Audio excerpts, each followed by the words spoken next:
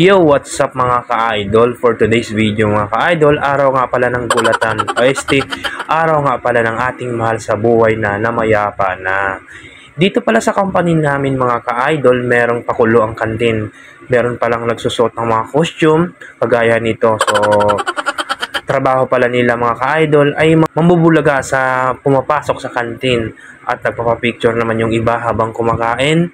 Trabaho pala nila dito mga ka-idol ay pag-alagala lang sinong gusto mo pa-picture sa kanila at yun, ang sahod nila ay 520 na agad. At dito nagkita kami ni Julie, sabi ko, Julie, shoutout ka muna. Sabi niya, papapicture daw siya, kaya yun, maya-maya na daw. At dito, nakapila na kami at si PJ, panay salita ka lang naman niya, di ko i-voice over ito. At dito mga ka-idol, nakapila na ako kasi bibili ako ng pagkain ko. At yun, napansin ko itong si ate na. At dito nga mga ka-idol, napapansin ko yung tagatakal ng kanin. So, naka-make pala itong si ate at napaka-solid naman yung ginagawa niya. Siya lang yung trabaho naman niya ay tagatakal ng kanin. So yun, ang order ko dito ay isa't kalahating kanin.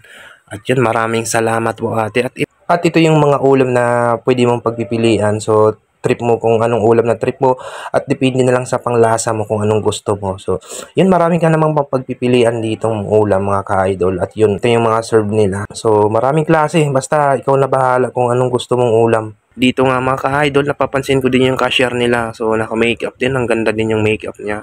At may hati pa sa mata. So, yung kung anong tawag yan. At ito yung napili ko mga ka-idol. So, ang ulam na pinapili ko ay ito yung baboy na may alamang. So, ang paborito ko po dyan. Kung may luto sila dito, yan ang lagi kong binibili. So, dito yung mga kasama kong kumakain sila paring bili. At maya-maya nga mga ka-idol, may lumapit dito sa amin na gustong magpa-picture ng mga kasama ko. Kaya, yun, nag-picture kami. At sabi ko kay Julie, videohan mo.